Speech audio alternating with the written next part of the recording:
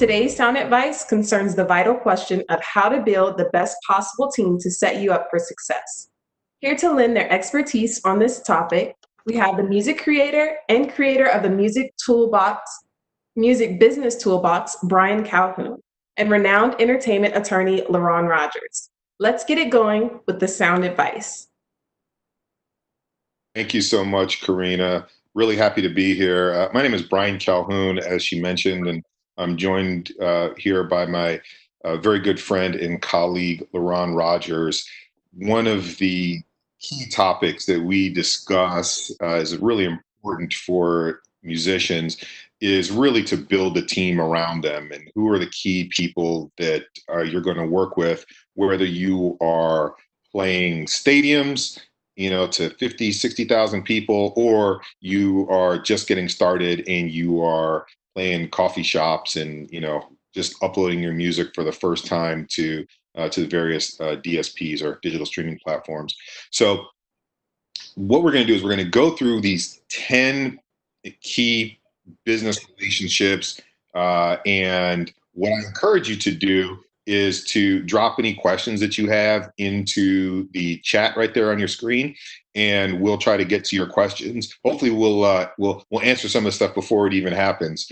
But we're gonna just go ahead and probably jump right into it since we don't have a whole lot of time. We want to be able to get through everything, through all these 10 relationships, and be able to save some time so that we can answer your questions. LaRon, how you doing, man? Man, I'm doing fantastic. Pleasure to be here. Welcome to everybody who's out there looking on. That's right. That's right. Looking real flossy with all those plaques there, my friend. Somebody's got to do it. All right. So let's get into it. And let me also just one of the things I want to say that I think is really important about this too is that LaRon is an attorney, and we're going to get to that. One of the key business relationships is with your lawyer.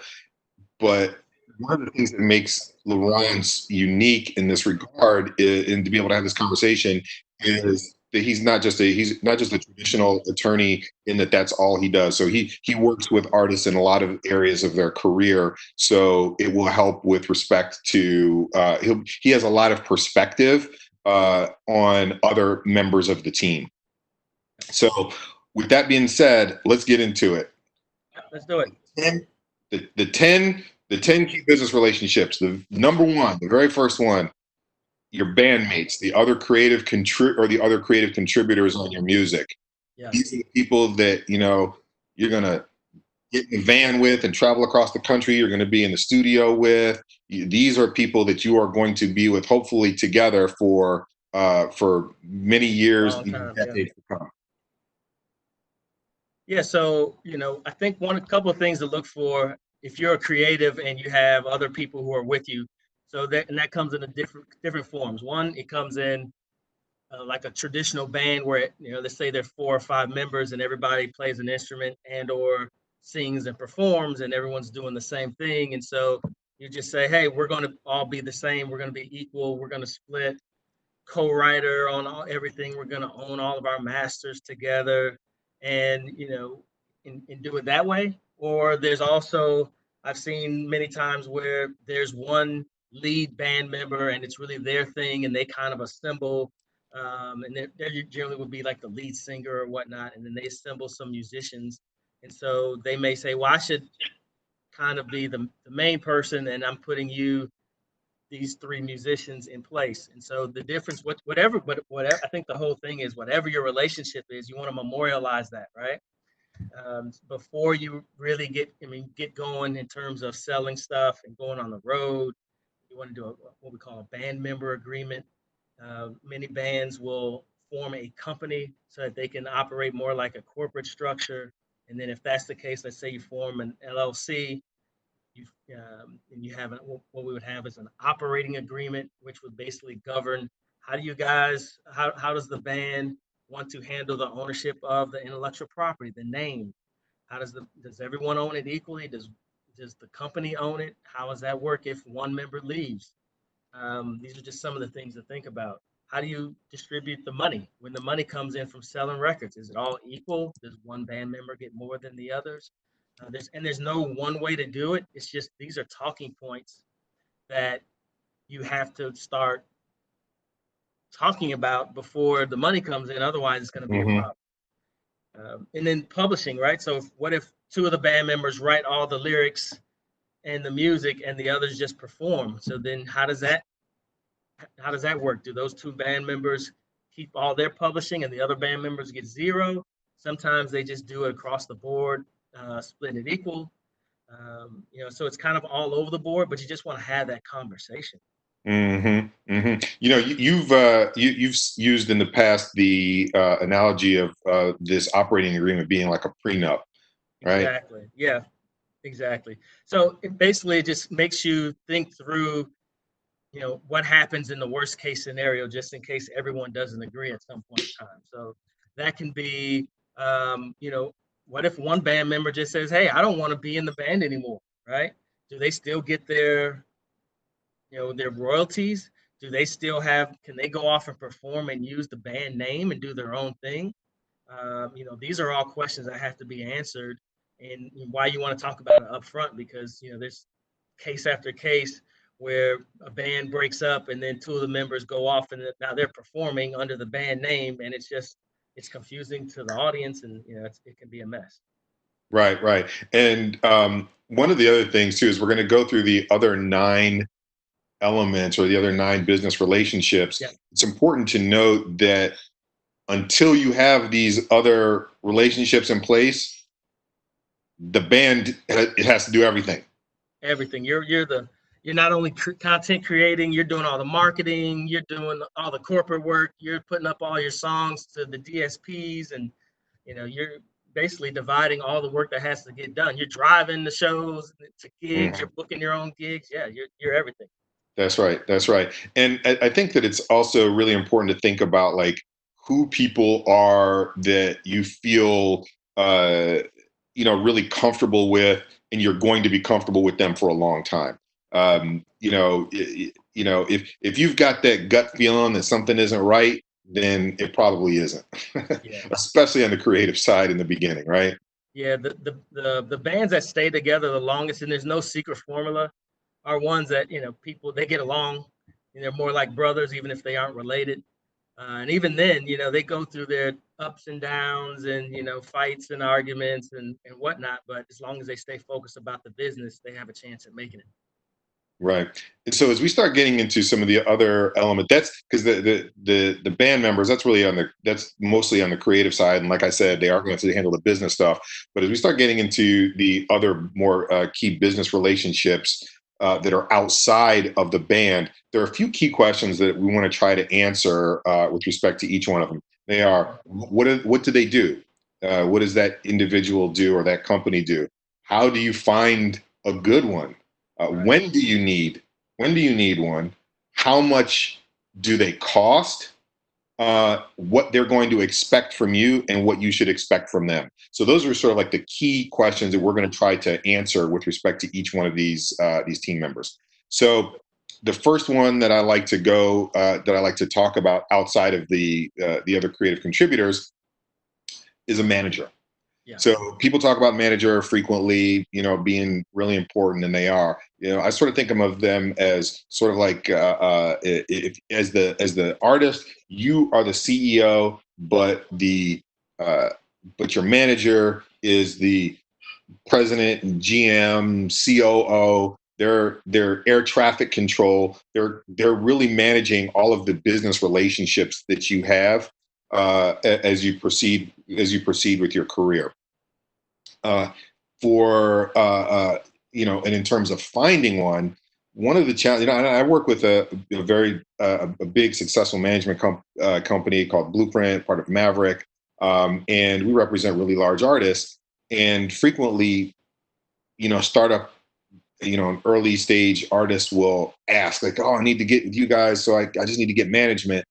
But I challenge people to think about something with respect to where they are and being honest about where they are in their career, and how far they're really ready to go, and in the moment, what they're able to do. Because if a manager is representing client that makes $5 million a year, $10 million a year, or $1 million a year,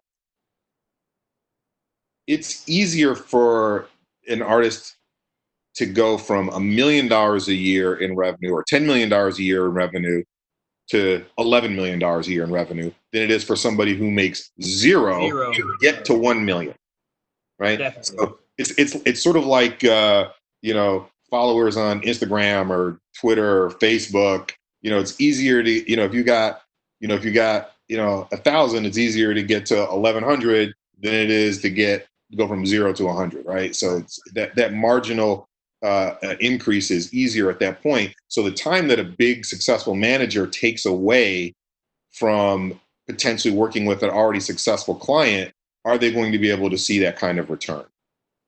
Right. Well, that's the hard question, right? So you're asking, how do you get to a reputable manager, someone that can help you? And then when is the right time to get to that manager, right? That's And so first let's back up and let's talk about, well, what does a manager do, and what makes a person a good manager? Because I look at it like this. I get calls frequently from young artists who, in their minds, they're just a manager away from being a big star, right? And they want me to connect them with a manager so that they can, get put on. And, I really tell them, well, what have you done so far to handle your business? Because that's basically what a manager is doing, is that they come into play where the creative is at a point where they're just focused on creative, and then the manager oversees most of the business. So if you don't have anything completed in terms of your music, what's the manager going to do? What business are they going to handle for you? So the artist has to get to a certain point even before it's time to bring someone else in to help them. And we were talking about that a little bit before with the bandmates, but it's the same as if you're a solo artist. So some of the characteristics and first I'll take it for a beginning stage manager for an early artist, right? And then we'll move on to some of the more established artists. But for a new talent, you need someone, or you would like someone that has relationships to help you create good music, right? So you want someone that can has relationships to producers and writers, and maybe other talent or other creatives in the process that can jump on your project, right? Maybe do a feature on a project, right? Because before you make a hot record or records, there's nothing to do, just quite frankly. So that's the first linchpin, someone that can help you make good product. Then that manager needs to have some idea about marketing and promotions, because you can have the best record. You can be from some obscure city in the United States or in the world, but if no one knows about you, then you'll never be famous. You'll never have a real industry career. So, your manager needs to know something about some marketing promotions. Maybe it's a plus if they have relationships with digital service providers, which we'll talk about a little later, or online marketing companies. Even if they have some information or familiarity with TikTok and how to really utilize IG and how to utilize YouTube. Those are some of the baseline kind of characteristics that you're looking for. And then you hope to have someone with some general industry knowledge. They don't necessarily have to be 10 years in the game, but some general industry knowledge, and just someone who has some good business sense. They don't have to be a perfect, person that's been in the music business for a while, but just have some good business sense so you can trust them, so they can go out and represent you. And then as you evolve as an artist and you become, to the level of the artist that you and Blueprint Group represent, it starts to evolve, and not one manager can handle a big artist, right? It really starts to take a team of people. So you need a online marketing team, a digital services team, a content creator who just creates text for any online campaign that you're going to do. So you start to just evolve in terms of what you need. But at the end of the day, the relationships still have to be there. They still need to have marketing and promotions expertise, and the industry knowledge and relationships should just get deeper as you become more experienced as an artist. And I would add to that, someone who's really trustworthy and is going to be honest with you about the quality of your music, about business decisions that you're making, One of the traps that musicians can fall into as they become more and more successful is just ending up with yes men around them.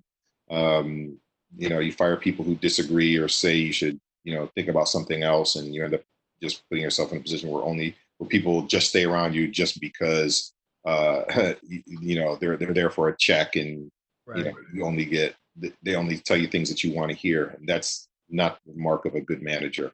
And also, and LeRon touched on this, is I think especially in the early stages of your career, it's going to be challenging to get a big name manager on board. Y- You know, but it's okay to get someone who is smart, business savvy, trustworthy, and is going to learn and grow with you. There are tons of resources, online in schools, and if they're smart and savvy, they can figure things out along the way. Yeah. So, yeah, I would say, you don't necessarily have to have like a big name manager. It could be, your friend who's, a finance major at, your local college or something like that. Yeah, I mean, it definitely takes a level of passion, because the manager is working, you know, waiting for you to earn money That's right. until they can get paid. So, Yeah. they need to buy into the project. They're gonna have to believe, because early on it just takes a little while before the money starts to come back in, right? And Yep. so typically a manager, when you do find someone that you want to manage or work with, the typical fee is 20% of your gross revenue that's paid. Sometimes it's a little lower, 15% or so. And once you become a bigger name artist, you have much more leverage to decrease that even further. But generally, in the beginning, it's about 20% of gross revenue. But if you're not making money, then there's no incentive for the manager to work, right? So there has to be something there where the manager and the artist think that something's right around the corner.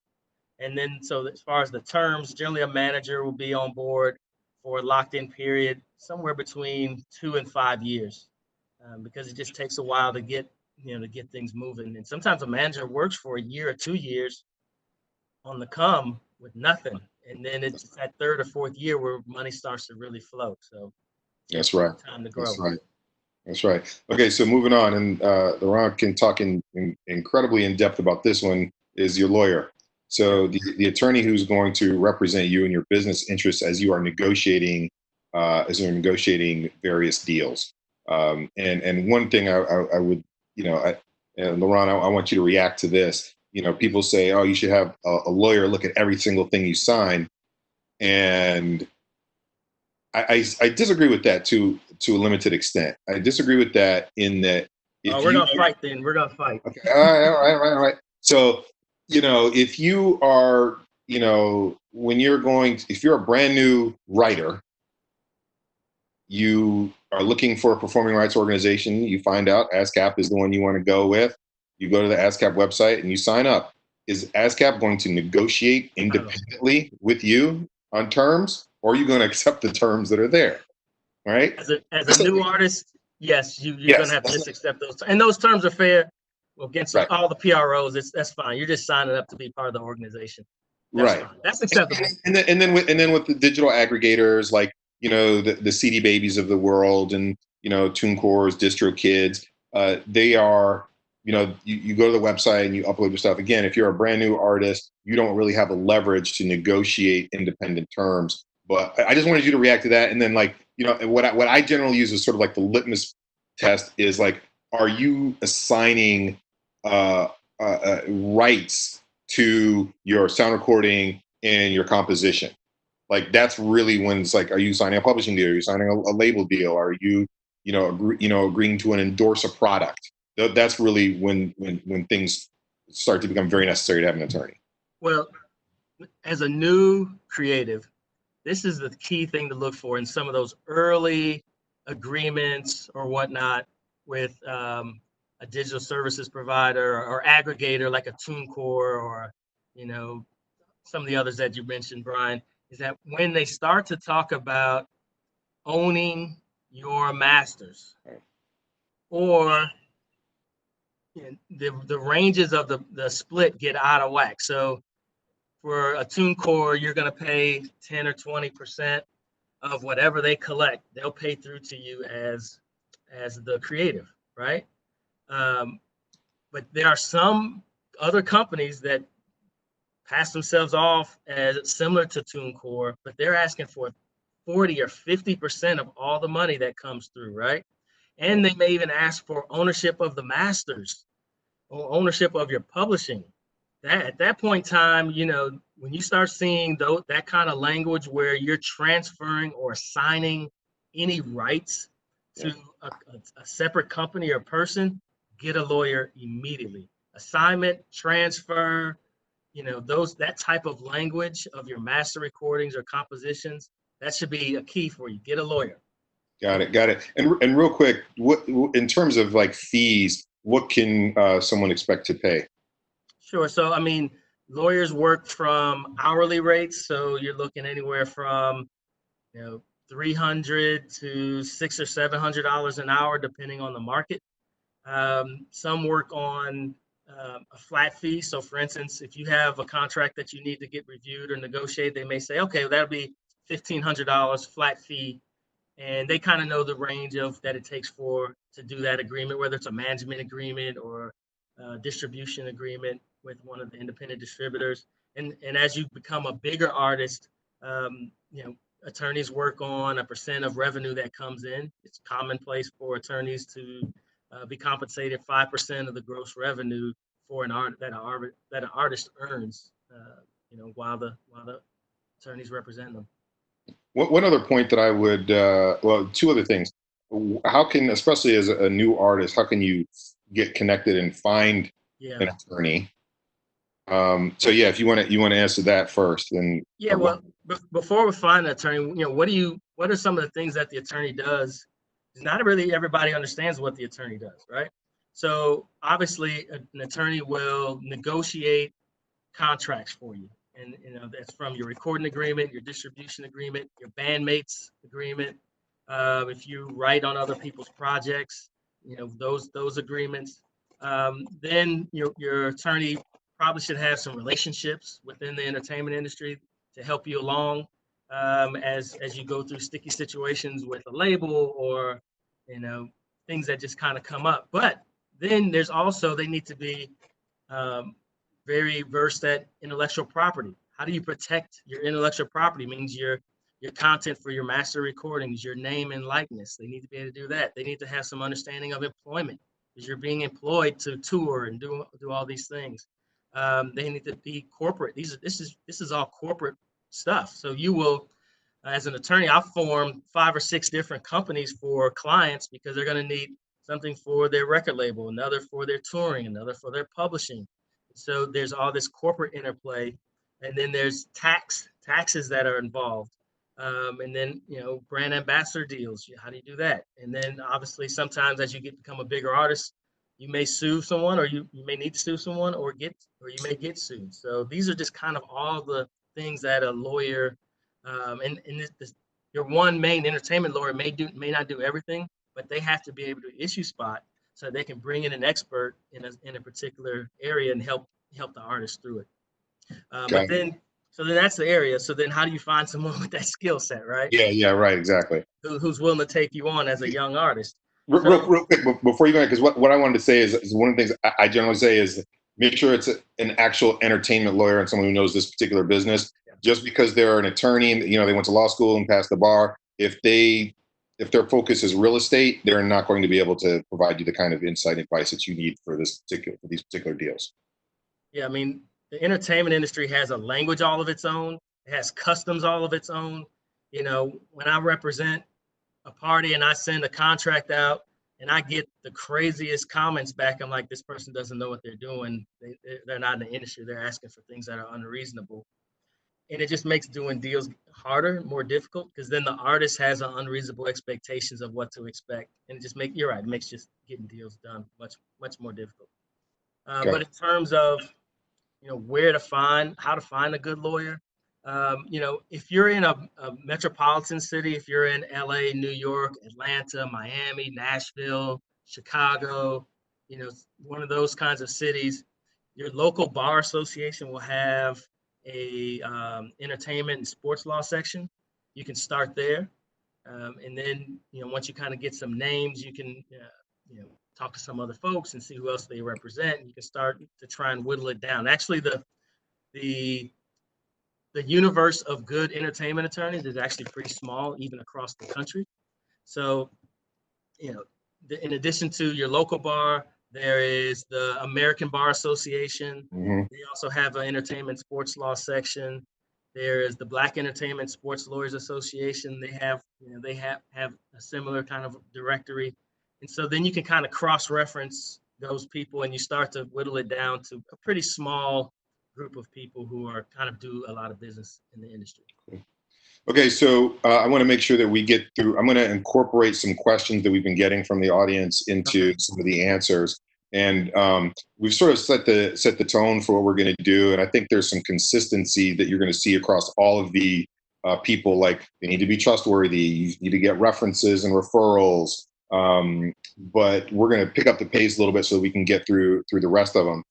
Next on the list is booking agent. So the booking agent or agent is the person or company that represents your interest when you're going out and doing live performances. So the booking agent has relationships with the venues and the promoters, and they facilitate making sure that you get paid and everything is properly set up for you to do the show. That the venue is handling all of the things that they need to on their end in order to be able to make sure that the show comes off well.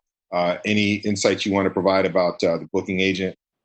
Yeah, I think the big takeaways for a booking agent is they should have relationships with promoters in the industry and venues, right? Because as a new artist, you're not going to be able to headline any show or be at a venue. You're going to need to be on the opening act for somebody, right? So you want a booking agent who has some bigger acts, and then, the artist can be and open up, right? Start there and get your leg, and then you kind of build up, and then you'll get a fan base. And if you're a hip hop artist, it's not like you're going to open up for a country artist. That doesn't make any sense, right? So a booking agent will kind of put you with similar artists where your fan base would be, and so that you can perform in front of those fans. And then they, for that, they take a fee. That's right. Generally between 5 and 10% of whatever the booking fee or whatever the artist gets paid. That's what the agent will get 5 or 10% of. Yep, exactly. And also finding one can be tough. Much like a manager, the booking agent only makes money when you make money. Yep. So your ability to get people to buy tickets to come see you is going to be paramount when agents are looking to see whether or not they want to take you on as a client. So if you can demonstrate, hey, every time I post a show, I can sell out this venue that holds 250 people, or these venues, this small group of venues, that is going to be something that could help be compelling with respect to your chances to finding a good agent who will take you on as a client. 100%. I mean, you're selling yourself to the agent, right? So you're trying to convince an agent who already is busy to put you on their roster and help promote you. So a couple of years ago, there was an artist called No Name. Well, she's still an artist, but she was a very emerging artist. And my daughter at the time was maybe 13 years old or so. And she loved her. She's telling me about this artist, and the artist is coming to Atlanta. And she's like, Dad, I need you to call on all your connections. I need to get to this show, right? And so, of course, I'm doing that. I'm a good dad, right? And one of the cool things that her team did is they did these super small venues at like art galleries. They hold like 100 or 150 people. And, as I went on the website and I'm trying to figure out, how to get my daughter these tickets, you look at all these different venues across these states, and they're all sold out, but they're in super small venues. So what does that tell you? The optics of that is that, oh, she's in demand. Like, I didn't know, I only knew the venue in Atlanta, but I didn't know the venues in the other cities. So to me, I'm like, oh, this artist is dope. I want to get behind it. I started Googling her and figuring out. So you have to, as an artist in your management team, her management team did a great job of setting it up to look bigger than she actually was at the time. as she was building her fan base, which I thought was just a fantastic idea. Yep. Brilliant. Brilliant.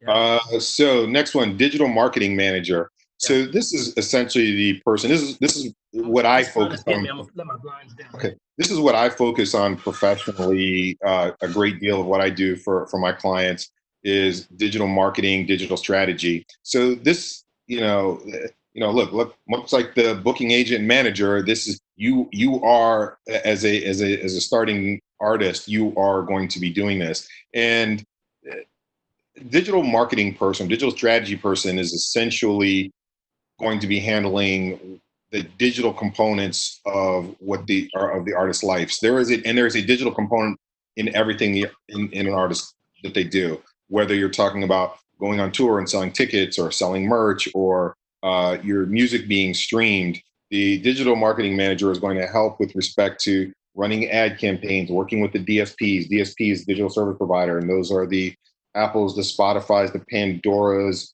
the YouTubes of the world, working with the social platforms, the Facebooks, the Twitters, Instagrams of the world, and coming up with strategies and then executing on those strategies on behalf of or in conjunction with the artist. So again, sort of like the key moments around the key sort of like big tentpoles around an artist's life are generally going on tour and releasing new music.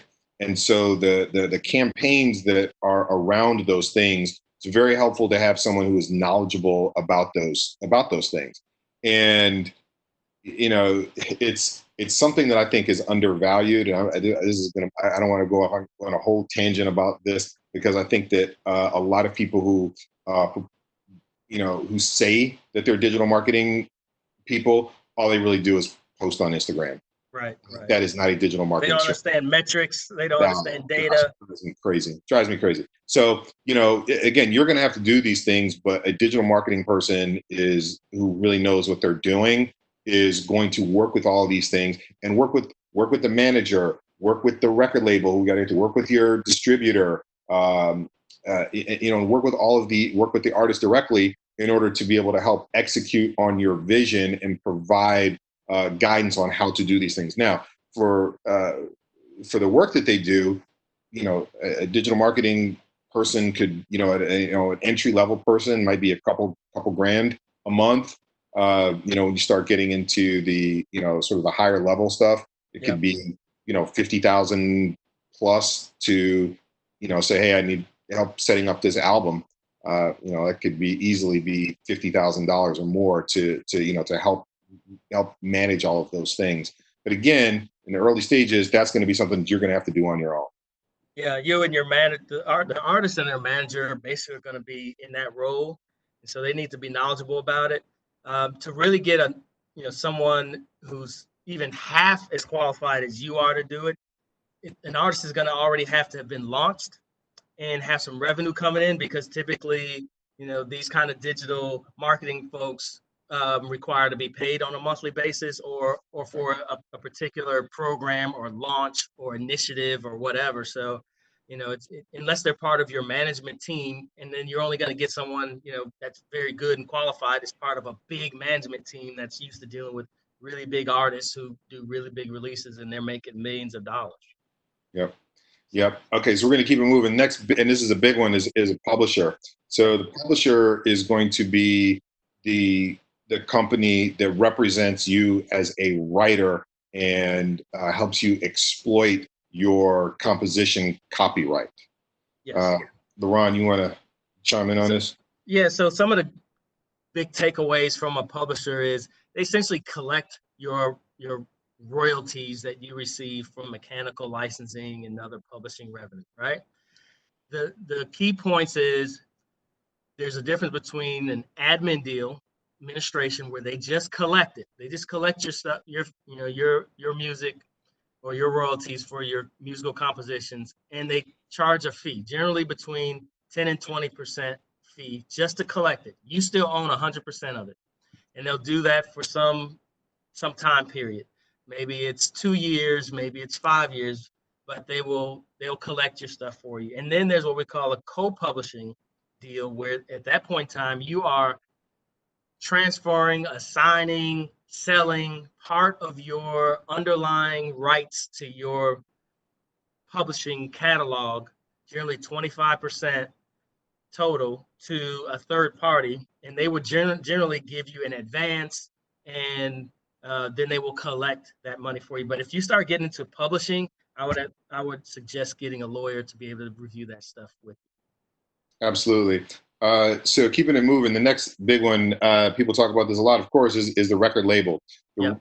So as the publisher represents your interests as a writer, the record label represents your interests on the sound recording copyright side. So the recordings, the records that you're making, and they will have a relationship. Sometimes it's the same company, or they may have a relationship with a distributor who actually puts it in the stores, but the record label is going to be the company that they can help with the artist development, getting your music ready. They are generally funding the efforts, so the recording costs, marketing costs, whatever distribution costs are associated with it, and they're executing on those components of it as well. So getting your record ready to be distributed, getting the sound recordings and the metadata and the artwork together, and the album is mastered and ready to go, and then doing all of the marketing initiatives around it to make sure that you're getting the exposure that you hope to get for the release. And frequently in a traditional record label deal, the record label is going to be assigned the ownership of that sound recording copyright. When Laron was talking about that earlier, the assignment, talking about assignments and needing to have a lawyer, if you are being approached by someone who wants to be your record label, you're going to really need to make sure that you have an attorney represent your interests in that regard. Laron? That's 100% right. And so there's really two tiers on the record label side and things to look out for. So there's an independent record label that generally will come after a smaller, newer artist, right? So there's someone that heard you, saw you on IG, on TikTok, somewhere online, and they say, hey, I can help you. I'm going to put you in the studio with some folks. I'm going to put some money behind you. I'm going to help you market and promote you. I'm going to help you launch your career. In exchange, you're going to agree as an artist to be exclusive to my company as a indie record label. And then I will split the revenue with you in some form or fashion. Sometimes that's 50-50. Sometimes it's 25-75%. Sometimes it's just a royalty. And that royalty is, you need a lawyer. It's too complicated to go in our 5 minutes that we have left, but those are the differences in terms of what a record label will do for you, and then what they will then pay you in exchange for risking their time and resources to help you launch your career. Yeah, and just briefly, I would add that looking for a record label and looking for the right one, look at people who've been successful with putting out music that are similar to yours. But yeah, it's going into how they pay and all that stuff can be pretty complicated. But generally speaking, because they're putting up the money, they're going to want to take ownership to protect their risk. Yep. We only got about 6 minutes left, so we're going to want to get through the last few, and I want to incorporate some questions that I've gotten into these answers. The next one is your distributor or your aggregator. So these are the companies that we referenced already a number of times, the CD Babies, the TuneCores, DistroKids of the world. So you basically go to their website, you upload your music, you upload your metadata and artwork, they distribute it to all of the DSPs. When revenue is generated, they collect it, pay you minus their fee, whatever their fee is, whether it's a few percentage points or it's a flat fee. And one of the questions was, who's the best one? Well, it really depends on who you are and what you're doing. I think that, just making a simple sort of comparison grid when you're looking at them, determine what's the most important for you. Some of them charge flat fees and you can upload as much as you want. Maybe that flat fee is a little bit higher. Some of them provide more sort of like blend the label and distributor services that they offer. So you have to see what makes sense for you. And I wish I could tell you that, this is the one to use, but the truth is a lot of these, like the companies that I all mentioned, and others. I mean, they're reputable companies and do good work. It's just finding the right one for your specific circumstances. Yeah, some specialize in certain genres. Some are better for just pure distribution. Others, if you want some marketing support, you may want to consider another one because some are just pure distribution. They're not going to offer any marketing support. So you really do have to figure out what you need and then, who is the best. But again, the takeaways are if any company starts to ask you to assign, sell, transfer rights into any of your sound recordings, your masters, your underlying musical compositions, any of your copyrights, that's when you want to get a lawyer involved. Absolutely. See, we got 2 left on our list. 9 is a publicist. Yeah. This is oftentimes one of the ones that I hear independent artists say. It's a lot like the manager. Oh, once I get the publicist, I'm going to be famous. That's really not. That's not true. Your publicist, especially in today, and one of the questions is about sort of like the digital age.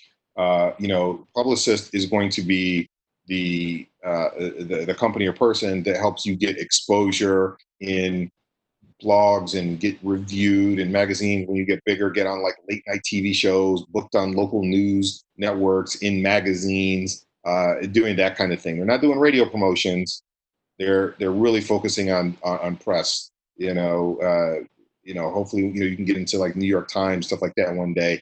But for the work that they do on a regular basis, I mean, it could be as little as $1,000 or $1,500, but it could also be $10,000 or more, depending on who the publicist is. Like I think a crisis management publicist, dealing with like an issue could be very pricey, but a good one is certainly valuable. Anyway, I don't know if you want to add one note, add any comments on that, Laurent. No, I think you hit on that. I think you hit on everything there.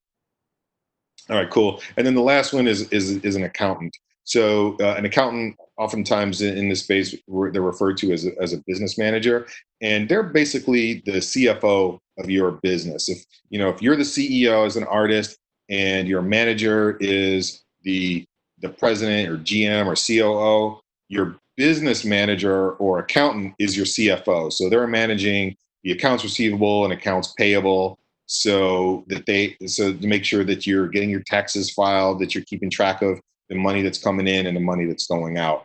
Again, initially, you're not going to be able to get with a big firm. They usually charge a percentage of gross revenue, much like a manager does, much like a big attorney does. So, if they're going to take 5%, it's got to be 5% of something that's meaningful. So in the beginning, you're the business manager and just get QuickBooks. Yeah, just get QuickBooks. You may get a bookkeeper. Initially, just to kind of keep things organized. You don't necessarily have to go out and get a big accounting firm. And then, I have clients that start out early and they're paying an accounting firm maybe, $300 to $500 a month just to kind of keep everything together. And then it grows as their relationship grows, and it may convert to a percentage of revenue at some point in time. Just kind of evolves. Right. So one thing to take away on the accountant is just to make sure that you maintain the relationship and overseeing everything. Don't let anybody have carte blanche over all your finances. Great. Always sign your checks. Right. So I think we're about out of time. I wanted to say a couple of things though. Number one is, as it was mentioned, Karina mentioned early, I created a book and set of tools to help independent musicians manage their business and guide them through the process. So what we've just gone through in these 10 business relationships is taken directly from one of the chapters of the book. It's called the Music Business Toolbox. And for everybody who's tuned in, you can get 50% off if you go to musicbusinesstoolbox.com/ASCAP. So I encourage people to visit that. Also, I know there were a number of questions that we didn't get to. I tried to incorporate some of them into our responses, but what I'll do is I'll just jump on Twitter and respond to anybody's questions if you want to ask me right now. And you can just follow me at Bryan Calhoun, and it's BRYAN Calhoun, CALHOUN. So Bryan Calhoun on Twitter, and I'll respond now. Thank you all very much for having us. And ASCAP, thank you, Karina, Nicole, and everybody else Lauren over at ASCAP. Thank you all so much for inviting us and allowing us to participate here. Thank you. Thank you, Brian.